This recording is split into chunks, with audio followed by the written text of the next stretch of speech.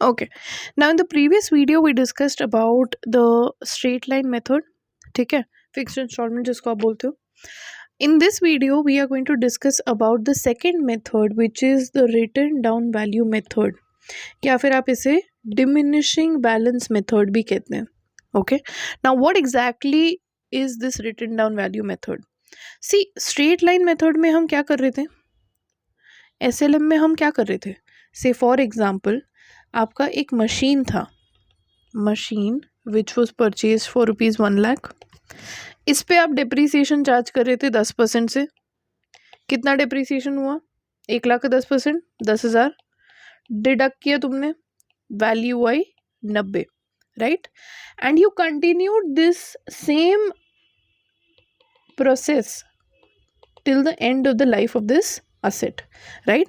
मतलब आपने एक बार डिप्रिसिएशन कैलकुलेट कर दिया एंड वही इक्वल अमाउंट आपने हर साल वो असेट से रिड्यूस किया, correct.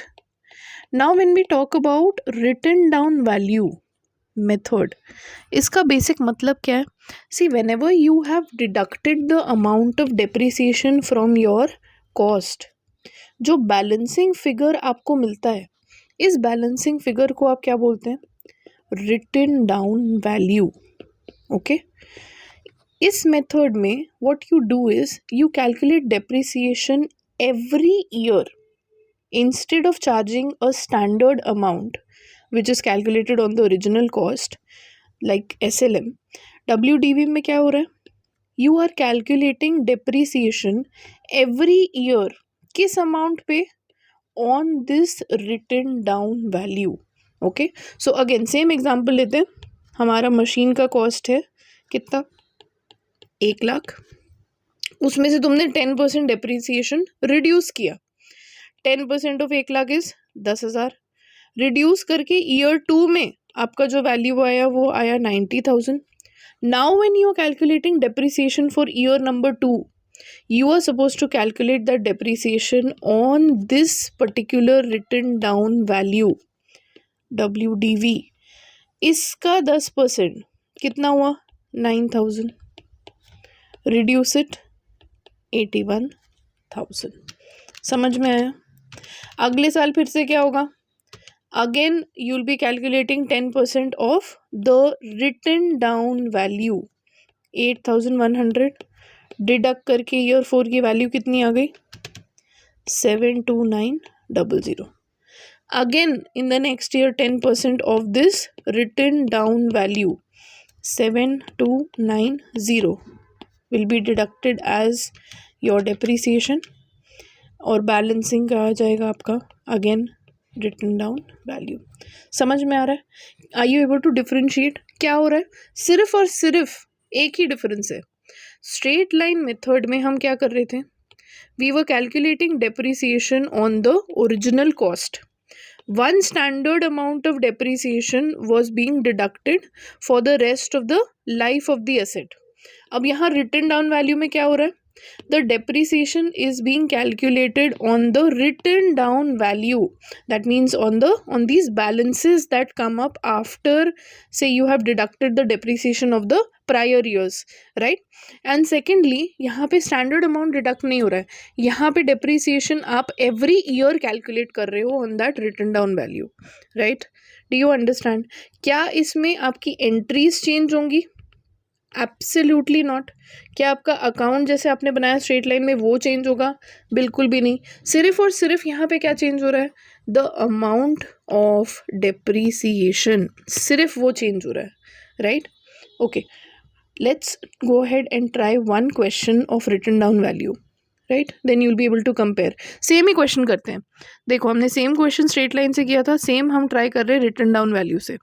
C, ex limited acquired machinery on 1 जुलाई 2018.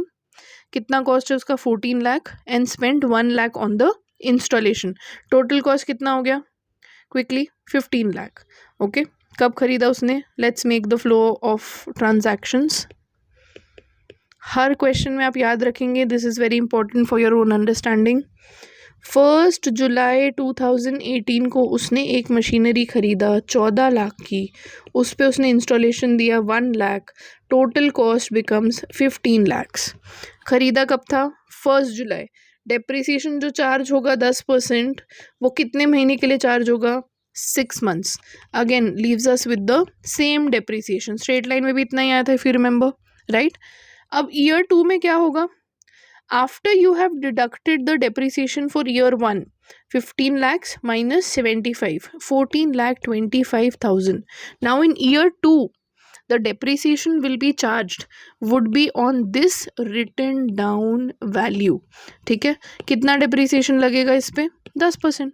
तो 10% of this will be 142500. समझ में आया the difference? ओके, माइनस करके वैल्यूएशन आपका कितना आ रहा है?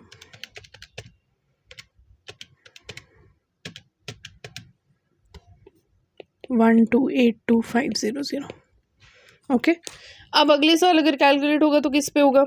इस रिटन डाउन वैल्यू पे 12%, 1282500 will be deducted as. Now let's go ahead and make the accounts. कौन से बनाने? एक तो एसेट अकाउंट बनाना है। एंट्रीज में कोई भी डिफरेंस आएगा क्या?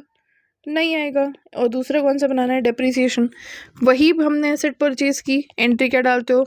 बैंक 15 लैक्स, उसी पे वही डेप्रिसिएशन चार्ज हो रहा है। एंट्री क्या आएगी?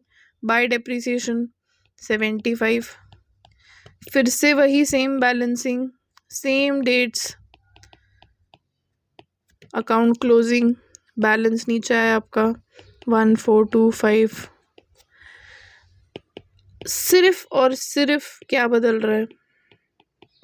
आपका डेप्रिसिएशन का अमाउंट चेंज हो रहा है। ठीक है, फर्क समझ में आ रहा है?